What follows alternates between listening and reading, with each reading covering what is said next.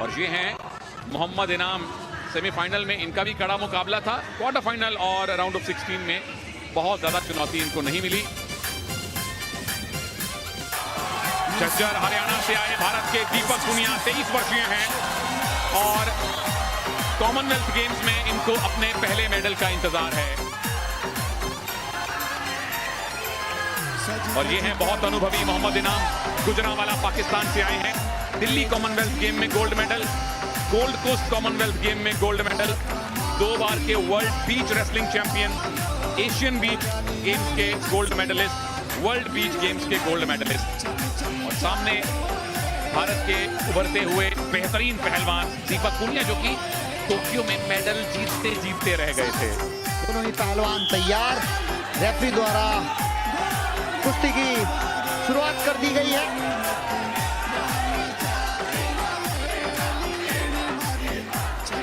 मोहम्मद इनाम जो हैं फ्लैग बेरर थे ओपनिंग सेरेमनी में। पाकिस्तान की क्रिकेटर बिस्मा मारूफ के साथ 2 कॉमनवेल्थ गोल्ड मेडल उनके नाम हैं। लेकिन दीपक पुनिया, इनकी हालिया फॉर्म कैसी है कृपा जी? बहुत ही बेहतरीन है। मुझे लग रहा है दीपक पुनिया अगर शुरुआती दौर से ही यानी लगातार चलते रहेंगे, देख लिए बहुत बेहतरीन प्रदर्शन करने वाले हैं दीपक पुनिया। ये झटका दिखाता है दीपक पुनिया का पहले ही झटका, जिसमें गदड़ से लंबे पड़ गए, लेकिन उतनी ही चपलता से पाकिस्तान के पहलवान खड़े भी हो गए। तो ये फिटनेस दिखाती है दोनों ही पहलवानों की कि किस लेवल की ये कुश्ती हो रही है। भारत और पाकिस्तान का फाइनल है। स्टेडियम में समर्थन पूरी तरह से दीपक पुनिया के साथ है।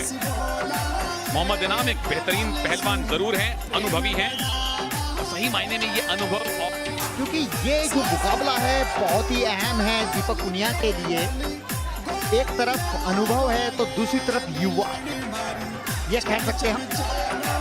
और लगातार प्रयास करते रहेंगे दीपक पुनिया तो पाकिस्तानी पहलवान को छकाने में कामयाब होंगे। ऐसा इसीलिए मैंने ये बात स्टूडियो में नहीं कही, क्योंकि पाकिस्तानी पहलवान के पास ना पहुंच जाए। बिल्कुल कुछ अस्त्र शस्त्र है छुपा के रखने पड़ते हैं। कृपा जी ने बिल्कुल सही टाइम पे वो अस्त्र निकाला है।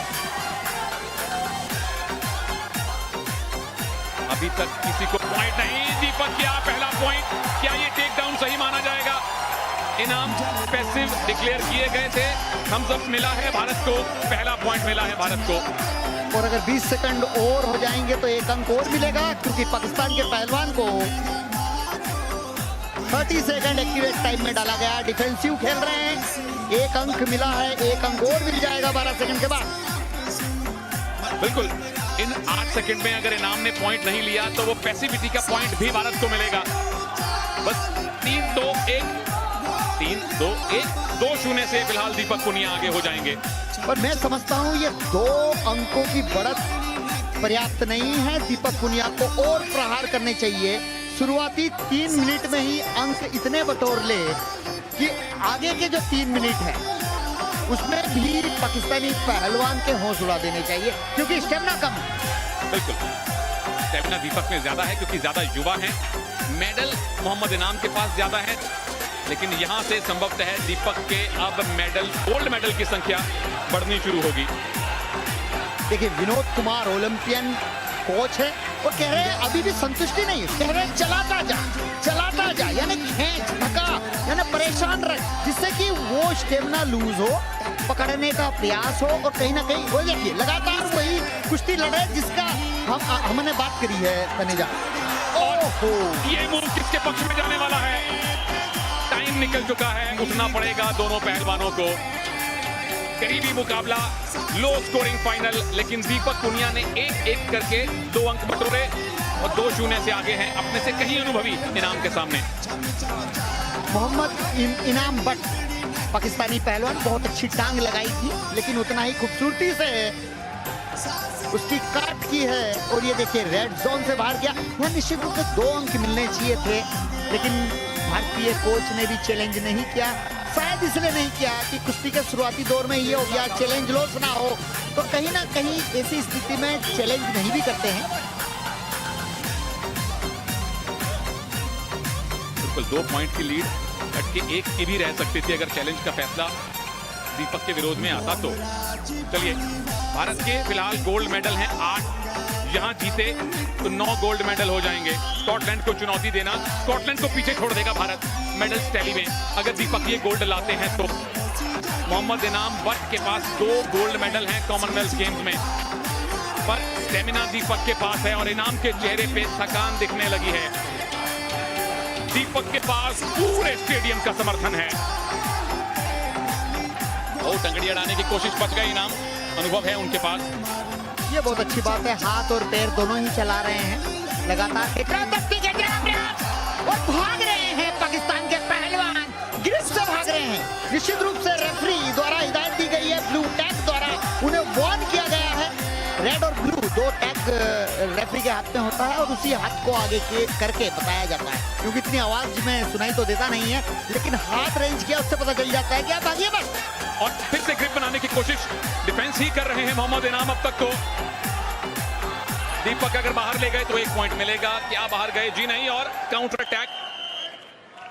वापस आइए, 1 पॉइंट और मिला है दीपक को, क्योंकि रेफरी के अनुसार मोहम्मद इनाम बट स्टैंडिंग पोजीशन से ऑरेंज पट्टी से बाहर निकल गए थे। पर यहाँ पे इनाम बट नाखुश नजर आ रहे हैं कि ये पॉइंट गलत दे दिया गया। हालांकि स्टैंडिंग पोजीशन से आप जोन से बाहर जा रहे हैं, तो ये कई बार टैक्टिस होती है, थोड़ी सी बहस कर लें और आप ऑक्सीजन कैरी कर लें। बिल्कुल, एक ब्रीदर मिल जाता है।